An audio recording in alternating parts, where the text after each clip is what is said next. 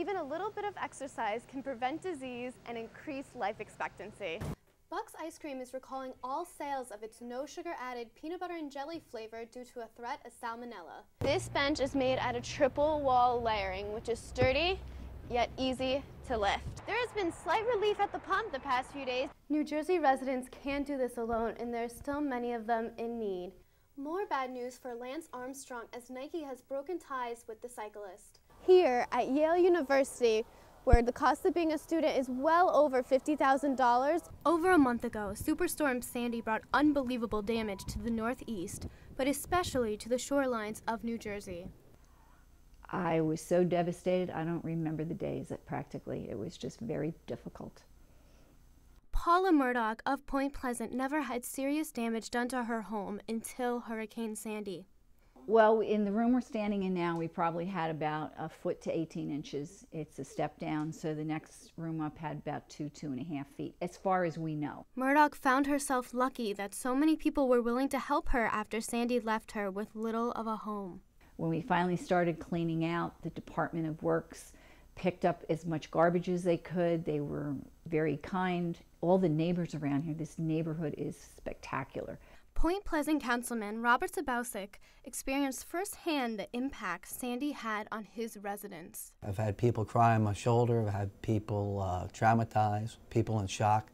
I've never seen so much devastation from one storm in all my life in Point Pleasant. The devastation still continues and help is needed throughout the state. Donors such as the American Red Cross, Salvation Army, the Robin Hood Foundation, and many others donated a sum of nearly $220 million for Sandy relief and recovery efforts. But this amount is only 1/3 of what was raised in the first 2 weeks after Hurricane Katrina hit the Gulf Coast in 2005, and about half the donations made in the same amount of time following the 2010 Haiti earthquake. The biggest advice that I have is we've suffered a lot of loss from material items, but the one thing we didn't lose were the lives of our people. That's the most important thing. Ask people for help. You can't do it alone. New Jersey residents can't do this alone, and there are still many of them in need.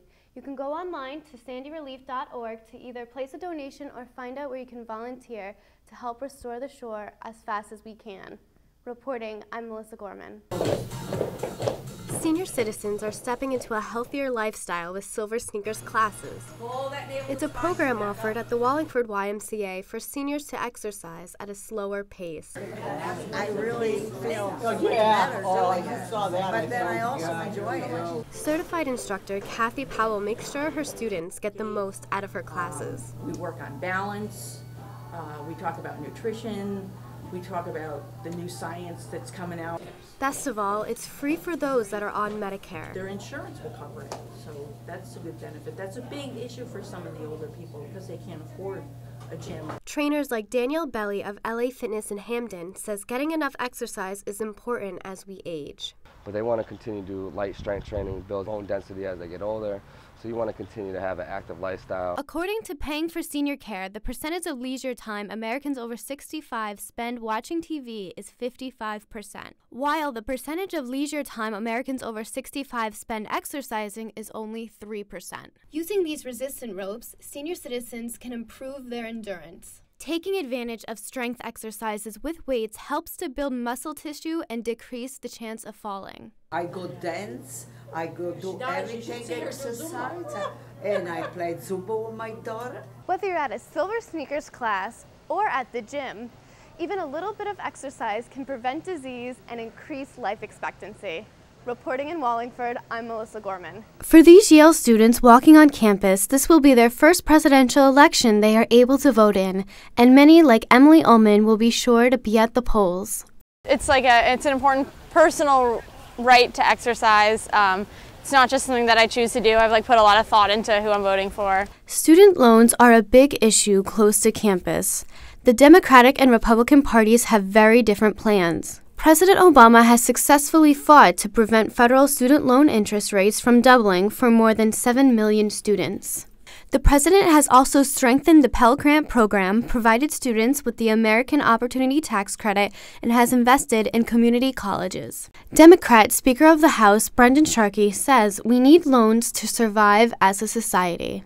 If we take a segment of our society that can't afford college without student loans, you're going to be shutting that whole segment of society off, and it hurts the entire country. New statistics show that 75% of the national college class of 2011 finished school with loan debt. The Republican Party's main suggestion is to encourage private loans instead of having the government provide them. Romney plans on strengthening the financial aid system, replacing regulation of loans with innovation, and incorporating new systems of learning besides colleges, such as expanded community colleges, technical institutes, and online universities. Chairman of the Hamden Republican Town Committee, Ron Gamardelli, says, in order to pay off student loans, graduates first need jobs. Republicans are committed to economic growth through job creation, and I strongly support those issues. Graduates that borrow from loans owe an average of $26,600. So to me, it's definitely something I want to see all my peers accomplish great things and be able to do what they love, and it's not as easy to do that when you have to pay off loans. Here at Yale University, where the cost of being a student is well over $50,000, loans can be a burden for those who are trying to follow their dreams. Reporting in New Haven, I'm Melissa Gorman.